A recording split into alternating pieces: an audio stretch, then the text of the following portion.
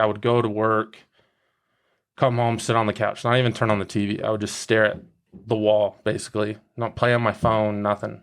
So you just get into your head and just start thinking, the hell is wrong with me? Like I'm alone. Like I don't feel like I'm a bad guy. Like all these people are just exiting my life. And yeah, just you start thinking the most horrible stuff. And it's just like, I'm done. Like, I don't want to be here.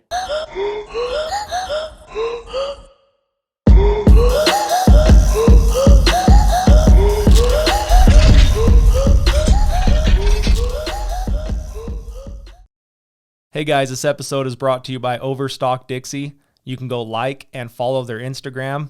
There's new items that pop up on there every day, multiple times a day. Anything from furniture to tools, electronics, pretty much anything you're looking for. Hey guys, welcome back to the Derick Leg Podcast. We're back in the vault again today. Another week straight. We've got episode 105, and our guest today is Chance Olige. I said it right. Yeah. All right, dude. I just said it about 3 seconds ago, so I was hoping I didn't mess it up. Yeah, dude, we got Chance in here today. We're going to talk a little bit, some UTV stuff. We're going to talk some men's mental health, kind of focused on men's and kind of what we believe that men go through that may be a little different than women, but and we'll kind of just see where we go, dude. So I'll let you kind of do a little back story on you. Just give us a little bit of the meat and potatoes of where you're from, kind of what made you, and then we'll just take off. Yeah. So I was born and raised in Vegas, 92 to 2008. I have two brothers. Well, I have a brother, a full brother, and then half brother. Okay. Same mom, different dads. Most of my life, it's just been me and my brother and my mom and my stepdad, I guess. But, yeah, and then I moved here in 2008, to finish high school, graduated Christmas of 09, walked with 10. And yeah, now I'm just working. I have two kids. So where you work, what school did you go to?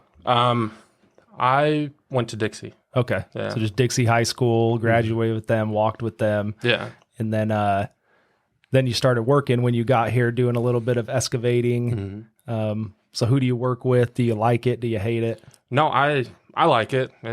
The summers are rough, but other than that, I enjoy it. I mean, it's the only thing I know how to do. So. Well, and anyone that's watching on video, it's really hot in our studio. So if you see me and Chance sweating, it's extremely hot. That's here. What's going on. We've got lights on us. We've got a lot of electronics in the room. So we haven't been doing jumping jacks before we started. It's just warm in here. So I wish I had that cool of an excuse. All right, man. So I want to talk a little bit about Beast UTV. I almost thought it was like a business. I wasn't sure what it really was, but I've seen you on there. Mm-hmm. I follow it, and I'd seen you post all the time. And so I was like, oh, this must be his. Yeah. And then, dude, what I love about the podcast is like you reached out to us, wanted to come on, wanted to kind of talk a couple topics. Mm-hmm. And to me, dude, it's crazy because like I'm just a dude, and like I say it all the time. I don't feel like I'm anything special, but I have this this platform that I can bring people in and let them have the soapbox, so to say, and kind of talk topics they want to talk about. So, yeah. Tell me about Beast UTV, what it is. People go follow it. It's Instagram. I'll kind of let you take it away. Yeah. So it's just a group that I started, I want to say 5-6 years ago. And yeah, it's just razors, Can-Ams, all that stuff. Like we go to Sand Hollow, go crawling. It just was something I wanted to do because the first time ever going into the rocks, like I just fell in love with it. Yeah. And just you get to meet a bunch of awesome people out there. Like you were saying, like I reached out to you guys. Like it's a good feeling when someone hits you up and is just like, dude, let's do this. Yeah, I want to be a part of something. Yeah. Yeah. Like we were out at Tokerville Falls a couple weekends ago, and I was just walking around the waterfall, the top of it. Some dude stopped me. He's like, "Hey, aren't you Beast?" I was like, "Dude, the most awesome feeling ever." Right. Get And some it's- recognition off of Oh, something you dude, dreamt up. It's crazy. But yeah, just a group that we started here in town, and didn't ever imagine it would even get this big. But I mean, we got sponsors now. Yeah. My buddy Brian owns MST, and he helps me out a ton. We got Wasatch Trailers, all them. Okay. So I mean, it's cool, like being able to promote businesses and stuff like that, and then they help you out. So, I mean, was that just kind of letting people be a part of something? Was that something, I mean, like, where does that come from? Because it's obviously work for you. I mean, I'm sure there's some enjoyment in it too, like you said, but Yeah. I'm constantly on my phone. It's insane. Like at work, I'm just posting and talking to people and all that. But I grew up, my stepdad was in a rock crawling group. okay. So in Jeeps and stuff, but I can't afford a Jeep. So I bought a poor man's Jeep. Not that they're That's what I was going to not say. that they're That's cheap, but $40,000 poor man's Jeep, but it's not $100. Yeah. Not LS swapped and all that, like Yeah. Dixie 4-wheel drives Jeeps. But no, it's fun. It's mostly a hobby. Okay. But I mean, do you financially benefit off of that at all, or is that No. just all just that's all. being a group? Yeah. That's cool, man. When, Yeah. I hope one day it gets to that point. Like that's probably the ultimate goal. So we'll see. do you guys have like swag, stickers? I mean, is it pretty much just promotion off of? It's just promotion. Okay. Like we've done a run of shirts and hats and stuff, but it didn't. It's hard, dude. Oh. Apparel's a whole nother business. Yeah, it's insane. Yeah, so me and my buddies, we would like ditch school to go four-wheeling, right? Mhm. We all had sport quads and Raptors, and I had a YFC 450. YFC 450. Yeah, Does that sounds sound right. Yeah. And we would ditch like the last two. My mom's probably hearing this for the first time, but we would ditch like the last two periods and we go ride quads all the time. So we noticed like when the closer you got to the riding areas, the more everybody waved at each other, right? Mhm. And you had like someone had dirt bikes or four wheelers I mean, Razors hadn't really hit the It scene was yet back Rhinos then. back then. Yeah, but it wasn't like a sport bike, right? Yeah. Like you weren't keeping up with us if you were in a Rhino. No. And but we noticed like it was this group of people that they all waved each other. We talked to each other. If you had quads and you're on a trailer and someone else pulled up to the gas station, they'd come talk to you. So it was like this unspoken friendship and no one knew they really had, right? Yeah. And so we started this little thing called the Rider Nation, and we did shirts and hats and stickers and Heck yeah. like it never ended up being anything, Mhm. but we were selling those at a couple like just dirt bike shops and whatnot, selling the shirts and hats. So I kind of have like a glimpse of what you're doing, but I never got traction. Yeah. Right. And so when you're telling me more about it, I'm sitting there thinking like, this is what I was trying to do, but you actually gained traction. Yeah, it's insane. Like just being able to meet like Brian, the owner of MST, like he's helped out a ton with, like he'll come out with us, he'll film too, and then just send me. What's MST? What do they do? So they do trucks, Jeeps, and side by sides, just accessories, Okay. and stuff like that, parts, all that. And it's a shop here, or they? Yeah, it's off okay. the Washington Dam Road. Okay. Yes, I lived in Washington, but I'm on the other side of town now. Yeah. So, Yeah, so I don't get there's- out there very much. Vlog up top, and then Okay. on the other side of the road is Is where MST is at. Cool. So shout out MST. yeah. All right, man. Let's we'll switch gears into kind of tell me what was leading up to 2001. I think we're going to spend most of our time on this because I've got some thoughts too. But kind of just give me a little backstory on where this story's going, and then let's talk about it. Yeah. So I'd moved to Ogden with a girlfriend I met down here, and everything was fine. Great. Moved to 2 different apartments down there. And then, yeah, just one day we obviously had our problems like every couple, but yeah, just one day I want to go home. I'm leaving. So that left me up there by myself. And then one night I kind of got into my head. I was going to, well, I wasn't going to therapy yet, I don't think. But I had antidepressants and Xanax. And yeah, just one day got in my head or one night got in my head. And I think I called my mom just to hear her voice. And then I think I called my kids. And then that was it. I downed both bottles. And then I woke up that morning pissed. It didn't work. And I woke up, I had 93 missed calls, all Dang. from my mom. She said, when I had finally answered, and as soon as I got off the phone, my kid's mom actually busted through my front door and found me. Yeah, it's just 93 missed calls. She said, I had a feeling something bad was happening. I looked at my ring. I had the sheriffs at my house. Didn't ever hear that. And then, yeah, woke up, called my mom back. I was like, I don't know what's going on. And then my ex busted through my door and found me. Ambulance ended up taking me. And yeah, that night, my mom, my brother, and my sister-in-law came up to be with me. And yeah, I ended up coming down here for 7 weeks, leaving work. And yeah, I just stayed at my brother's house for 7 weeks, just in a room. So was that like the relationship ending? Was that the... I think it had a lot to do with it, just because I didn't have anybody in Ogden. I had my kids. So, I mean, but those days that I didn't work, or that I worked, I didn't have anybody. I had one friend that lived in Ogden from work, and just alone. Yeah, just all alone. And yeah, it's just, I didn't do anything like prior to that. Like I would go to work, come home, sit on the couch, not even turn on the TV. I would just stare at the wall, basically, not play on my phone, nothing.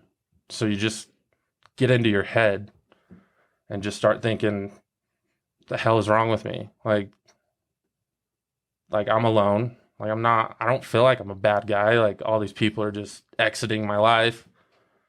And yeah, just you start thinking the most horrible stuff, and it's just like, I'm done. Like I don't want to be here. So yeah, I just tried to end it, and it didn't work. So were you on antidepressants before this? Mm-hmm. Okay. I mean, had you ever attempted or thought of, or there's prior? always thoughts, Sure. but never acted until that one. Yeah. And then it would have been the girl that you were splitting up with that came back into the house and found you. No. Okay. No, it was my kid's mom that found me. This one that left was just okay. Yeah. That's what I was a little confused about. I was like, wait, so No. So she comes in, finds you, ambulance ride to the hospital. What's going through your head? I mean, what are you thinking? Are you coherent enough to understand what happened? I'm in and out. The only thing I was pissed off that it didn't work. Yeah. I didn't want to be there. And then the next thing I was just like, they are not putting me in the psych ward. Like, I don't want to go to that place. Like, I know I messed up, but luckily my mom showing up, the doctor's like, I'm just going to release him to you, but you do not leave his side. So I ended up just coming down here. So at what point do you think you kind of flipped that switch of being pissed off it didn't work to, whatever that next feeling was? I honestly don't know. Like I was just terrified. Like I've visited people in that place, and it's not somewhere you want to be. And yeah, that's all I thought about. But luckily I didn't have to go. And then you're with your mom. Tell me again, you're with your mom and who else down here? My brother and my sister-in-law. Okay. And you're spending a lot of time with them. I mean, did that ever get to a point where you're like, okay, that was, I don't know. Let me ask you this. Maybe I'll kind of open up to you a little bit too. So my dad took his own life. I don't know if you've seen any of those episodes or talked about any of that. My thought, because how my dad would get is, I mean, he was a great guy 90% of the time, right? And then he would kind of do that too, where he would just get spiraling and spiraling. And so he drove his car off of a cliffside, is how he ended up doing it. And in my mind, I'm just like, how do you get to that point of hitting the accelerator, right? And I think with him, it was like he just saw red. Like once he just got down that hole so far, and like you said, I don't want to do this anymore. I don't want to be here anymore. Yeah. I mean, what do you think? I'm just trying to turn this to maybe someone listening to this that's had those thoughts or going to have those thoughts. I mean, what would you say? Is there anything that would have changed your mind at that point? Is there anything that could have turned you around? Or do you think you were just I was too far gone that night? I was just like, this is it. Yeah, because it was my dad, and I don't know all the stories. I know he called his sister and talked to her for a little bit. And I mean, it's been years now, so I could be misremembering how it all went, but I'm pretty sure he called his sister, and then I think his phone went off, and then they were trying to get a hold of him, and then that's when he did it. But I think like when they were talking to him, it was almost like he was talking like I'm at peace. I'm sitting up here looking over God's creation. Like he was kind of speaking weird for who he is, right? I feel like you just get numb. Okay. Yeah, it's just like all feeling just goes away. Like you just don't care anymore. Yeah. I mean, I could see getting that deep down for sure. And like in my dad's shoes, I could totally understand that. Like I think I've talked about it on here a little bit. I have a jacked up back from the post office, working at the post office. My lower 3 discs are trashed. And I got on this medication that helps with my, like my day-to-day back issues. But it's also an antidepressant. And there's been days where I've missed taking the pill at night. And the next day, dude, I'm like, I feel like I'm just a dam that's going to break, you know? You get the shakes? Oh, I get like, it's like I'm like slow motion going through things. Like it's the weirdest feeling ever. And like, I've never been high. I've never drank. I've never done any of that. So I don't like, some people relate it to like kind of being high in slow motion. I guess I've never been high, but I hate the feeling. And I think it's because I'm kind of a control freak. So I want to be in control. And when I feel like that, I'm not in control. Yeah. But dude, it's also like every little thing that happens, I'm like hyper aware of, dude, is this going to set me off? Is this, and I've just ran out of the pills before. Yeah. And so like I've had 2 or days that I couldn't take one. And like, I can't even sit in a car and let my wife drive because everything going on around me is like just sensory overload. Yeah. So are you still on any? No. Dude, no, I envy you, man. I haven't taken a pill since that. Like Tylenol, nothing. Really? Because you think that had something to do with it? It's just a trigger, I guess. Like I won't touch pills. See, I almost think like my day to day is pretty hectic. I mean, I'm typically working 2 or 3 jobs, running 4 or 5. And I think that if I wasn't on them at this point, like I'd like completely clean, I don't know how I would act. Yeah. Like, I think it's almost helping me through this like kind of hard time of trying to build things that I'm trying to build. Right. Yeah. So I don't know. I have a weird relationship with it. I'd love to get off of it just because I don't like it when I miss it. Yeah.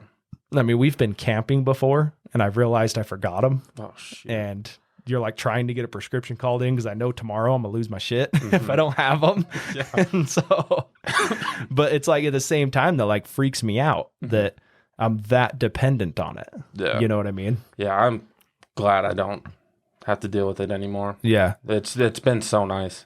Like, I just don't ever want to take them ever again. Like Right. that's why I go to therapy. Like my therapist is a badass. Yeah. Oh yeah. Like, he's not so much focused on like your childhood trauma. Like, I think he's asked maybe 2 or 3 times, and then it's just like, okay, well, basically like, okay, that sucks. How do we move forward from here? Everything's just, let's move forward. Yeah. Take that rear view down. Yeah. Yeah. Who can we shout him out? Is that okay or no? Derick. Okay, we'll just call him Derick. Yeah. So you watch the podcast for therapy. That's cool.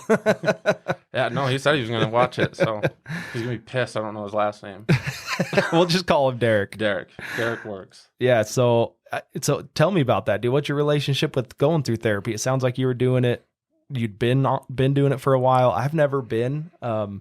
My oldest brother, ex-military, it really helped him kind of get back into the normal life. Mm-hmm. My dad did it for a long time, and I don't think it was beneficial, but I think it was a him thing. Yeah. So tell me a little bit about your experience with it. So I've done it twice now. I've been to 2 different therapists. The first one, it wasn't for me. Like, I've always looked down on therapy. Like, sure. I'm not going to do that shit. Like, we're manly men. Yeah, we don't do that. I don't want to go talk to somebody.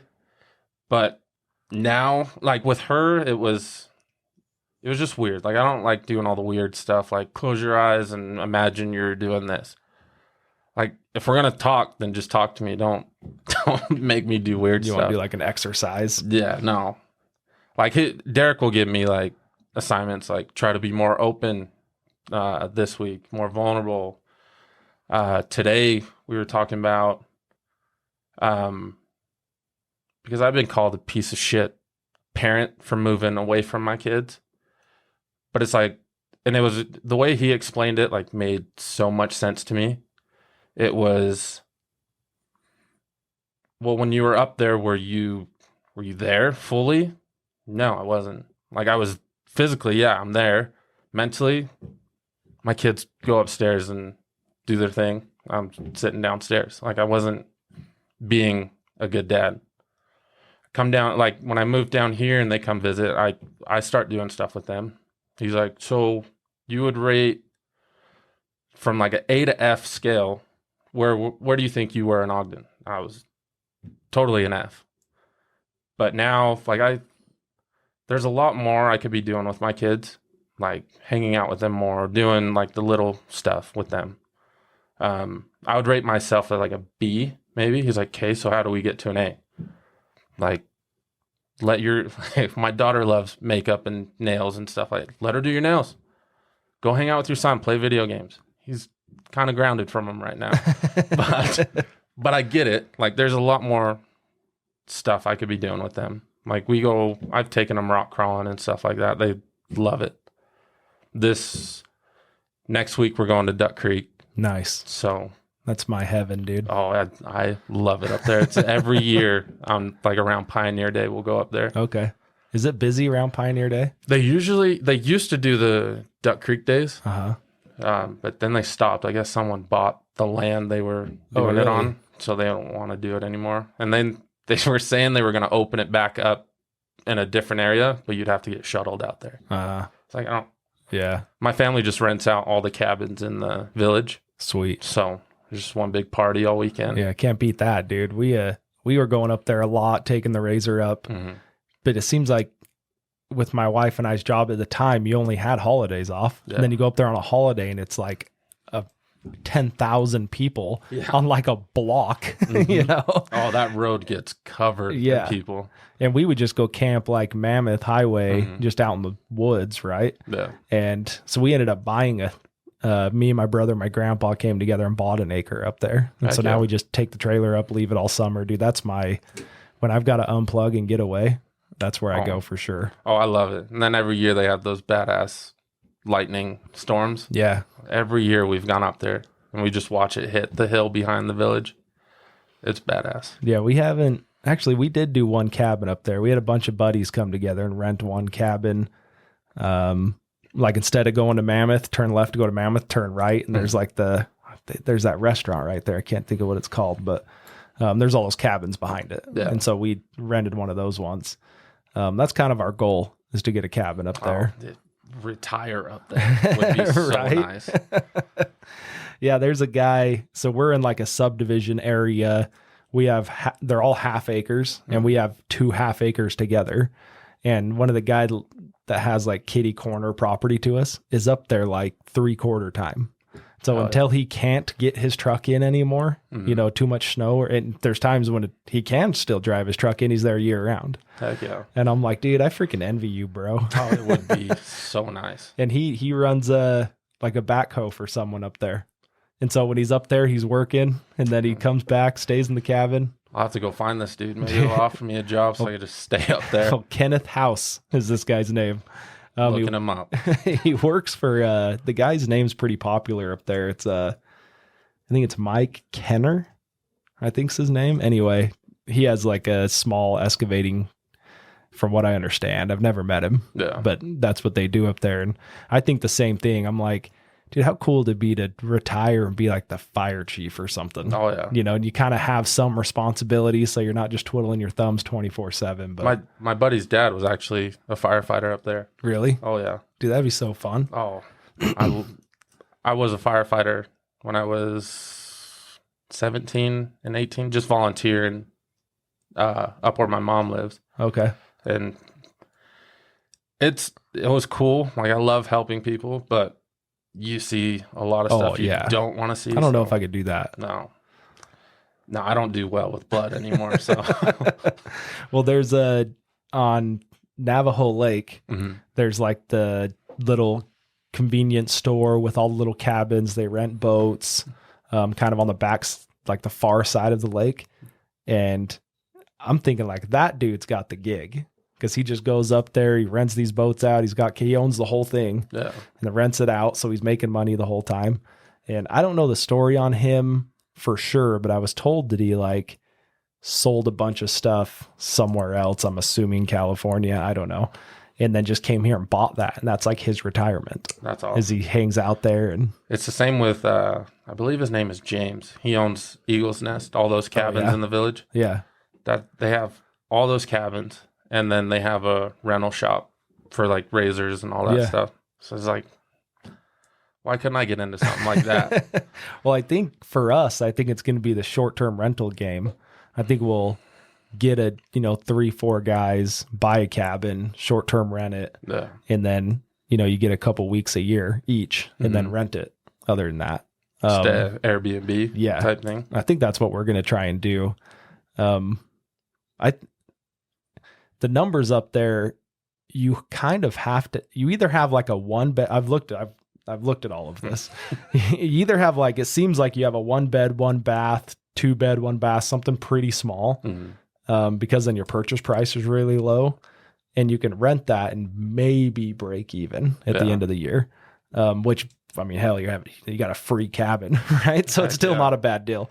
Or you have to go like full on $2 million, 5,000 square foot, 5-bedroom, like luxury. Would be nice. But then, dude, like I've got a buddy in Bryan Head doing that, and he has the #1 property, and he's actually not even on Airbnb, he's on VRBO. He has the #1 grossing property.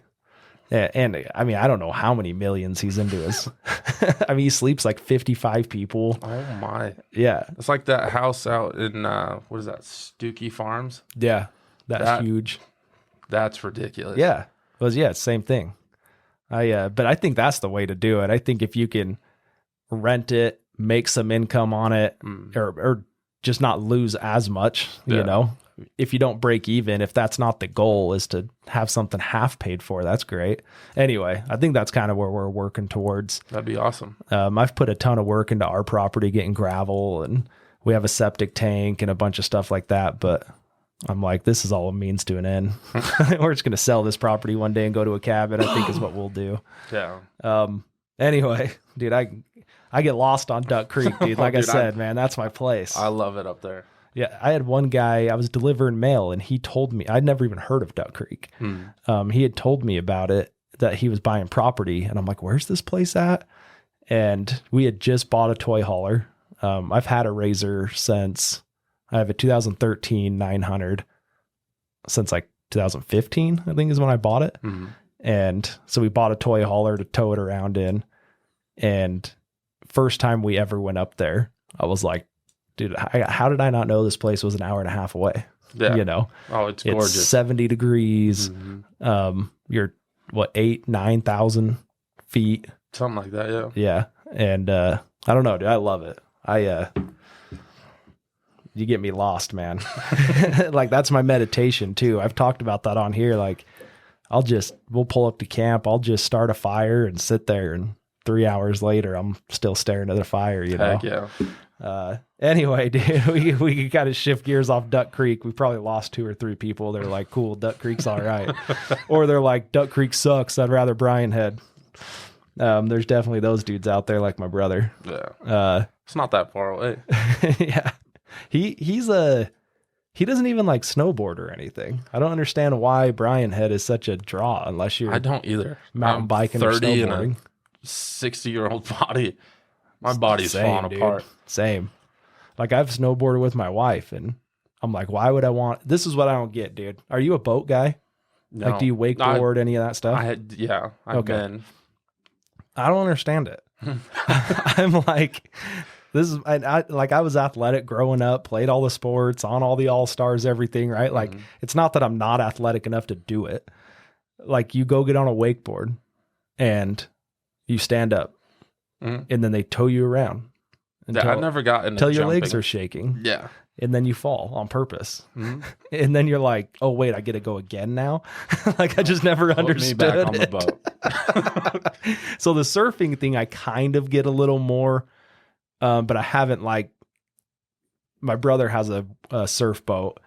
And so I haven't been able to, like, get into the wake and throw the rope in completely. Nah. And so, like, I can't say that I understand or don't understand that one because I haven't really mastered it. Yeah. Or at least mastering the idea of it.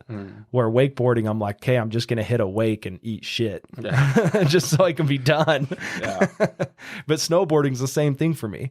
Like, I just go down the hill back and forth. Then when I get to the bottom, I get on this thing and ride back up to the top. Like, I never understood it. Yeah, I've been once. I caught the front edge, and that was the end of my snowboarding career.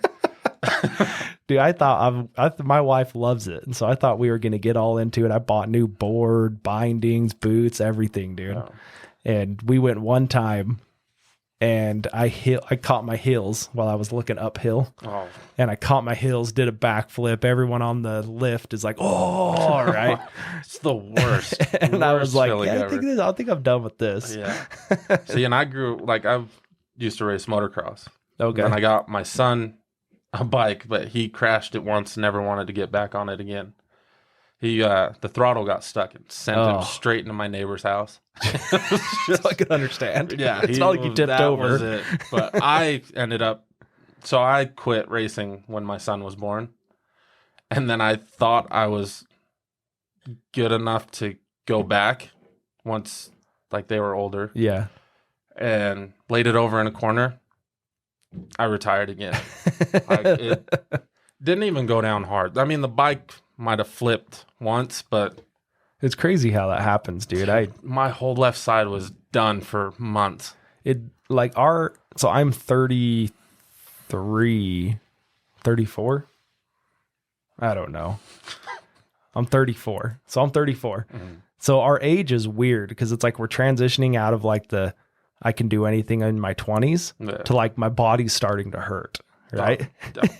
And I mean, I had back issues in my mid 20s. So but I could still like go out and play. I just was in pain the next day, but I'd go play football, basketball, still do all of that. And even like riding the Razor around now, like, still beats me up. Like, I feel it the next day. Yeah. Those long rides, just bumpy trails. Yeah. Oh, I feel it. We went and I did completely new everything with is it Finish Line? Is that this shock place in town? I'm probably butchering them. Anyway, I think it's Finish Line. They're over by like Rowdy's Range and up in that industrial. And I was like, okay, dude, this is going to change everything. Like, my shocks were shit anyway, so now I've got all new stuff. And it did help quite a bit.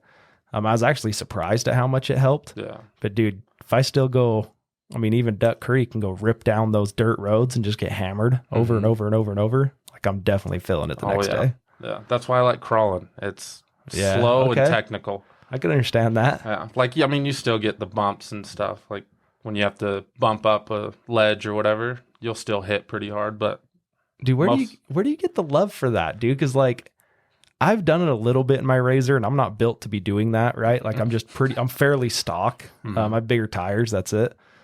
But even the Jeep stuff, like dude, when you get vertical in one of those things and you can't see anything in front of you but the hood in the sky. Yeah. Like, oh, it's an adrenaline rush for sure. That's why we do it.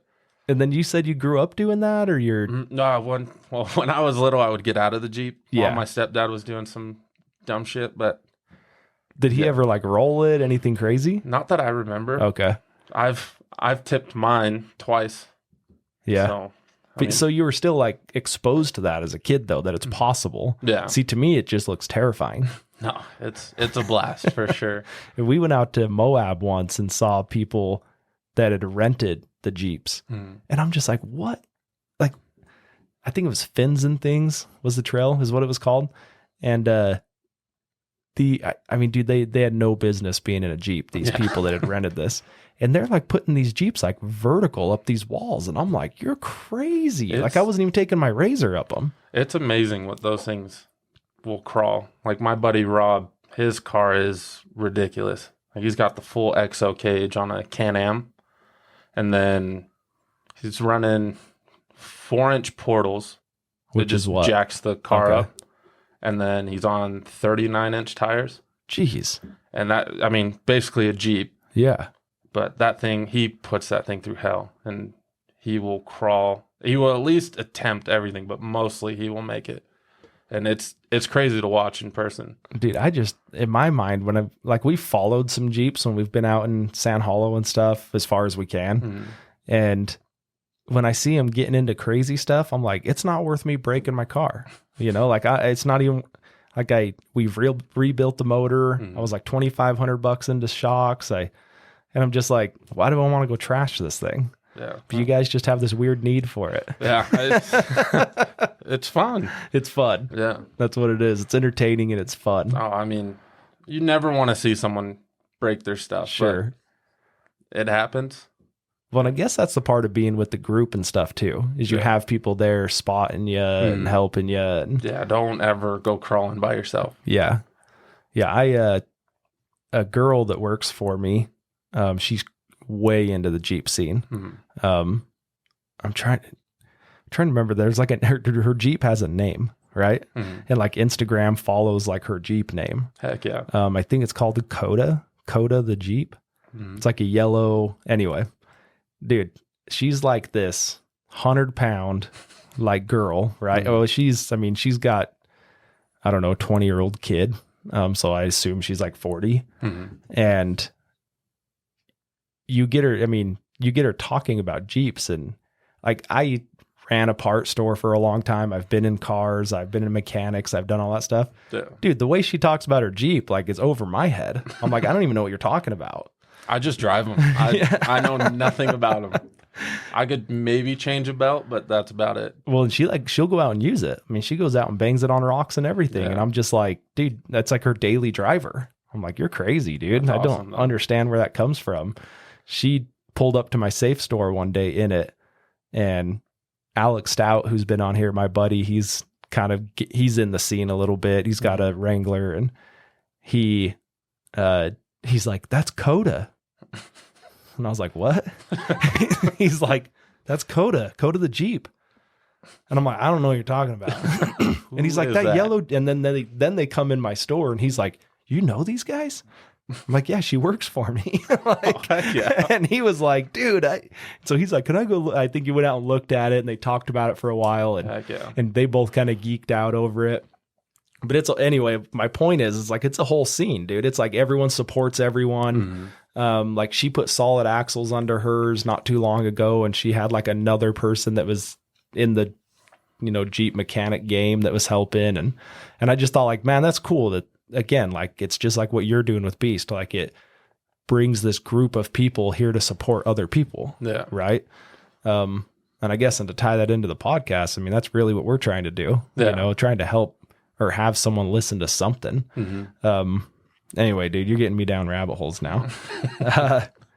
Anything you want to touch on about 21 or anything else you want to expound on? Any message, maybe if someone's in those shoes, anything like that? Reach out. Like that right there could help a ton. Reach out to your friends, family. Just surround yourself with good people, like solid people you could trust. Yeah. And just stay active. Like, don't do what I did and go home and just sit there. Be alone. Yeah. If you could, even on work days, like, go out and do something, whether it's taking yourself to dinner. Like, I've done that. It's weird as shit the first time, but go grab a beer, go grab some food. My buddy Rob told me that one. He's like, dude, forget these women. Like, take yourself on a date. Take yourself to a class. Take yourself to big shots. Yeah. Like, just do you for now. But definitely reach out is my number one thing. Yeah, it's something, I have it in my phone on my calendar. It repeats every Monday. Mm-hmm. And the first one that goes off is to look at goals. And so I have goals saved on my phone that I go read every Monday. And then the second one is just, I think it says check in. Mm-hmm. And so what that is to me is someone I haven't talked to for a while. Send them a text. Hey man, how's it going? Whether I think they're going through something or it's just someone from high school I haven't talked to for a while, you know, or a family member or whatever. But I agree, dude. I like with my oldest brother, I know he's had some struggles that he's gone through. I mean, ex-military, they were in a car crash that a girl ended up dying. Like I know he's been through some stuff in his life and I think about him all the time. And I just think he's in a pretty good space now. I think he was just on here. So people that have watched, but I think about him and I think like, man, like, and like same thing. I didn't know you before, but I'm sure there's people like your mom or people that would say this, like what would the world have been like if you'd have ended it that day? Yeah. You know, like what future did you just rob yourself of? What could you, who could you have touched? What lives could you have changed? You know, all of that, whatever it is. And I think about that with my brother, like right now, my son that's 2.5 and my brother have this like awesome connection and everything's Uncle Mike, you know, like like today we're driving home. I said, mom's home. She's not feeling like I picked him up from daycare. Mom's home. She's not feeling really good. So we're going to go home and we're going to eat and we're just going to be quiet and relax. And he says, okay, mom's sick. I was like, yeah. He says, is Uncle Mike at the house? Like, there's no reason my brother would be at the house. And That's awesome. I'm like, nah, dude, he's not at the house. Anyway, like, and Mike knows that so Jason and Mike were just on here a few episodes ago. Jason just got married last week. And my brother Mike got this picture with my son. And my son was like the ring bearer and stuff, right? Oh. So he had like a bolo tie that fit my brother's. And heck yeah. And they have this picture together. And I just sent it to my brother. So this was my Monday check-in. Mm-hmm. So I sent it to my brother yesterday. And I was like, hey man, thanks for being the best Uncle Mike that my son will ever have. You know, and I was like, he loves you so much. Like, thanks for everything you do for him. Mm-hmm. And to him, it's just like his role as an uncle. But I'm like, dude, the stuff that my son's gonna like achieve from that or grow from that or what he's gonna take on to the rest of his life just from having Uncle Mike in his life, right? Mm-hmm. And I don't know, dude, it's just it worries me that people don't have that and don't feel that. Yeah. And not even that they don't have that, but they don't feel it. Mm-hmm. It's like I think everyone is playing a role. Sorry. I think everyone's playing a role in their life. And I think everyone gets so hard on themselves. Like when you were talking about it, I'm like, yeah, dude, everyone's their own worst critic. Like that's the saying you hear all the time. Mm-hmm. And dude, and then putting a loan on top of that. I mean, that was my first like nervous breakdown, first panic attack. And I've talked about it on here. My now wife, like we had broken up and we had just like told my dad he had to leave the house and I was going through all this stuff. And that's what it was for me, dude. I was alone. Yeah. I was in my house that I'd had all of these memories of my dad in, attempting suicide, all these things. And I'm like just replaying everything in my head. And I was doing the same thing, dude. Like, why am I not good enough? Why am I not this? Mm-hmm. And it just builds and builds and builds. And yeah, dude, that being alone. And dude, I kind of have the same story. My mom called me and like, I'm sitting in the corner of my room with my head in between my legs crying. Mm-hmm. And my mom calls me and I'm like, hello, like trying to sound normal. And she's like, what's wrong? I was like, nothing. Moms could always tell. Yeah, dude. And I thank my stars every day, dude, that my mom has whatever that is. Cause she's always had that with me. Yeah. So I don't know, dude. They're superheroes, dude. Really are. You're right. They could read into that shit so easy. Like 93 missed calls. She knew. Yeah. There's no doubt about it. I thought I was talking to her just normal. Like, hey, how's it going? But she read into that way deeper than I thought. Yeah. Dude, I've never really, my wife, I can tell my wife anything. Dude, but like my mom, I've had that my whole life. Mm-hmm. And like another thing, I credit my mom all the time. I don't understand when people talk about like, no one believes in me because I never had that. Mm-hmm. Like from day one, dude, my mom's believed that I could take on the world, and I take it for granted. And it's just that connection that we have. It sounds like you guys have the same thing. Oh yeah. Now it's like I'm 30, but she still treats me like, well, I feel like she treats me like I'm still her baby. Yeah. You Which are, dude. I'm the youngest of three, so don't take that away from her. Yeah. But it's just like I was leaving the house today and she has that Ring doorbell. Mm-hmm. And she saw us leaving. Where are you going? Town? Then she I think she gets pissed off when I'm just like super short. Then she's all like, well, no shit. Yeah. What are you doing? Or am I being annoying or too nosy? I was like, a little. I'm just going to town. And yeah. She didn't text back, so I'll have to call her after this. She's being aware. Yeah. Dude, and it's you've got kids, dude. You know, you've been a dad for 11 years. Is that what you said? Mm. And, I've only been for 2, so you can correct me if I'm wrong or expound on it. But like, I look at my kid and think, I'd do anything for him. Oh, yeah. I'd take a bullet for him. I would, there was zero fear in my life if it came to protecting him, furthering him in his life, giving him opportunities that he wouldn't have without. I have zero fear in that. I'll do anything. I'll talk to anyone. I'll call anyone. I'll do any of that. And so I look at these people that are parents like that, and I think about your mom, and I'm just like, dude, don't take that away from her, man, because I'm sure she's the same way. Yeah. My mom's been like mama bear her whole life. She's always said like, you can do whatever you want to her, but if you mess with one of her kids, right? Yeah. It's a little scary, but she's just like that. And I feel bad for people that don't have that. Mm-hmm. I know friends personally that don't have that in a mom. Yeah. And it's, I guess they have other traits, but yeah. See, my dad passed when I was 7. So my stepdad, I think we've known him since I could be super wrong, but 4 or 5-ish. Okay.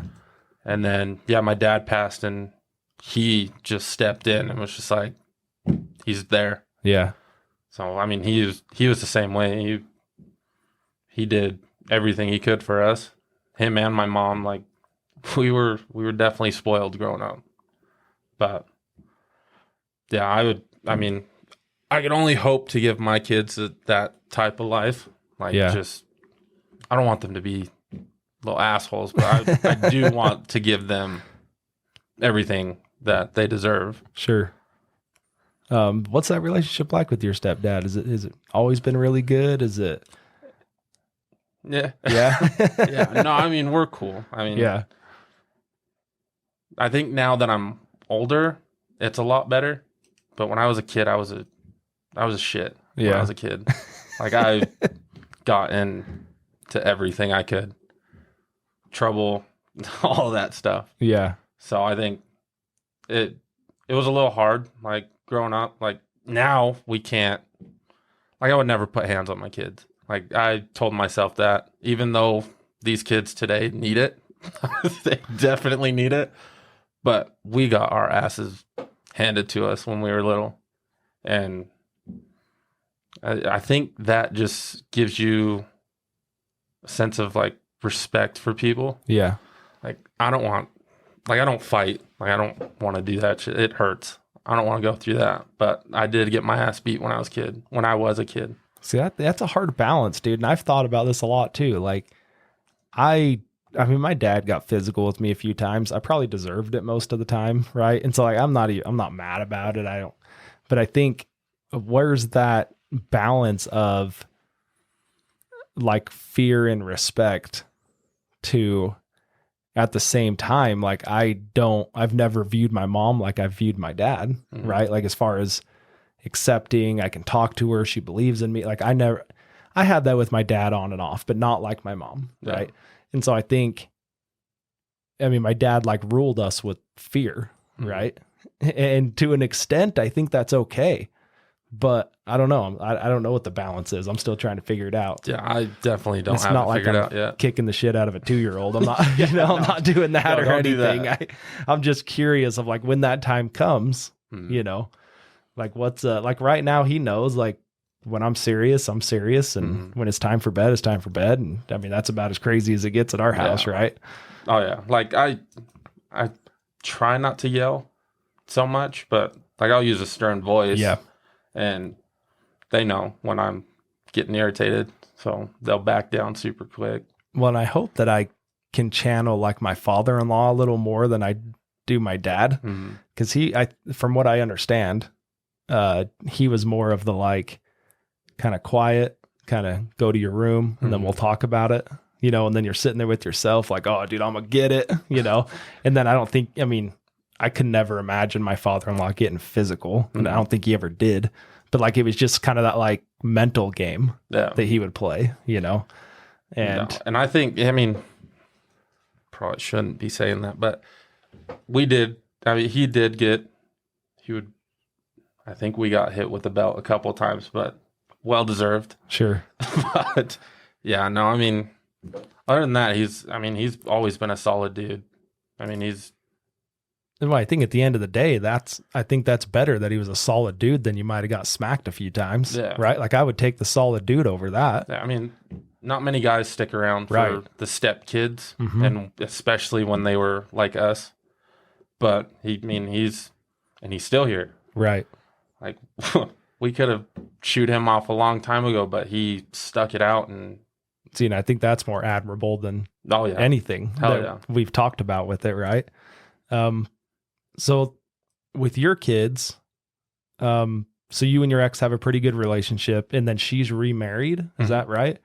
So how's that whole mix with your kids and the stepdad and you and mom and if we can talk about it? No, we can't. Okay, sure. I you're all called her that guy's this morning, real so ass. we're good. No, we've obviously had our ups and downs when we split. Like it was horrible when we split up. Like, you're not taking when she told me that she was going to move to Ogden, I was like, you could go all you want. You are not taking my kids up there. But I guess it's like a state line thing. She can't take them out of Utah without my permission or my consent, I guess. But no, we've had our ups and downs, but right now, she's been awesome. Like I think we just redid our paperwork and that's going fine, but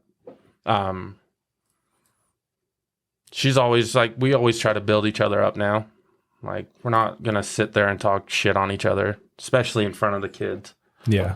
And then with Aaron, he's a solid dude. Like, he took on the role of my two kids, and he's fair with them. Like, anything he would do with his daughters or his daughter, I guess they have a son too, but their kids, he's fair. Like he won't like change shit up with my kids. So it's all an even playing field. Yeah. And that's, I respect him. Like like I said, not many people would take on that role. So do you think that helps kind of coming from that on your background where like there was a stepdad that stepped in? And I mean, I'm just curious. I've dated girls with, is that what you're asking? Well, I just mean like kind of accepting him and him taking that role. Oh, like you lived that life. yeah. So yeah. does that kind of help? It definitely helps. Yeah.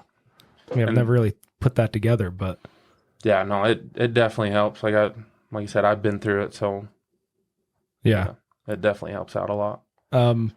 What's your relationship now with your kids? You get them half the time. Like you were saying, you're trying to become an A parent. Yeah. I like that. Dude, are we ever A parents though? Like, do you think that I feel like there's always something I can do better. Yeah. And so like maybe B is where you want to be, but A is what you're shooting for. It's passing. I was a D student, so yeah, I'll take it. It's passing.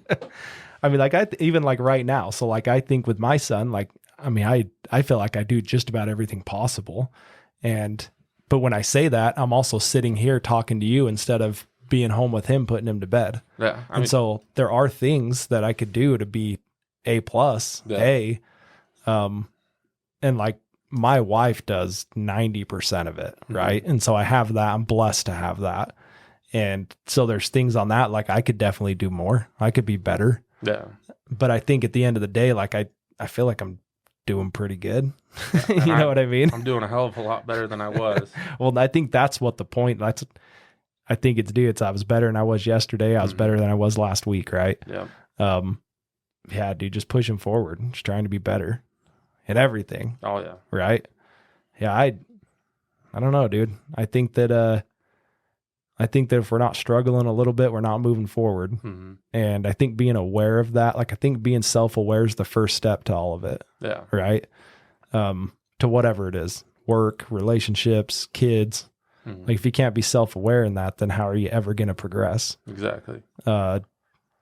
I don't know, dude. Anything else? Anything else you want to hit on? I think we've kind of touched everything. Yeah. You feel pretty good about it? Well, dude, I thanks for coming. Yeah. I had a good time. I love when people reach out. It kind of makes me feel like, okay, maybe we're doing something here. Like someone wants to be a part of it. I've been a part of the Beast group for a while, so I've already feel like we're in the group together. But now, welcome to the Derick Leg Podcast group, yeah. man. We're gonna have to get you out on the rocks. Oh, dude, I'll ride with you. That's fine. Like I don't want to drive my own machine. That's totally fine. My wife would be. Well, I don't know, dude, because we've done some stuff. My wife's the risk taker, not me. Like as far as like skydiving, rock climbing, like that's her, right? I'm not that guy. Yeah. But we've done a few things in the Razor where she's like, I'm gonna get out. Yeah. And I'm like, dude, we're like, I wouldn't do it if it was sketchy. And so like, we're going to be fine. Yeah. You guys come out to UTV takeover in October or Trail Hero. Yeah. Let's do it, dude. Yeah. Remind me and we'll do it. Uncle Cracker's coming to Trail Hero this year. So that's awesome. awesome. I grew up on that. So. Okay, dude. Episode 105. It's all yours. Heck yeah. Thanks, Chance. Appreciate you coming in, taking some time. And all right, guys, that's Chance Olige. I knew I was gonna mess it up. That's Chance Olige. Go follow Beast UTV. Do you have personal social medias, or it's pretty much Beast? Jump on Beast, follow him. If you're like, I enjoy the rock crawling stuff, I enjoy the UTVs, some of the stuff they're doing, I'm like, yeah, I would never do that, but it'd be cool to watch someone. Tons of cool videos, be a part of the group. And couple things I'm taking away is, if you're into that crowd, but you're here alone, if you're in St. George alone or anywhere alone, that's what's cool about Instagram. You can follow that page and you can feel like you're part of a group and there's people you can reach out to there. And then also check on your buddies, check on your family, check on your buddies. Like I challenge everyone to send a text out when you're listening to this right now and just check on someone. That's it, dude. That's all I got. Okay. Go follow us, like the episode, share, comment, all that good stuff. And we'll see you guys next week. There it is, man. Heck yeah.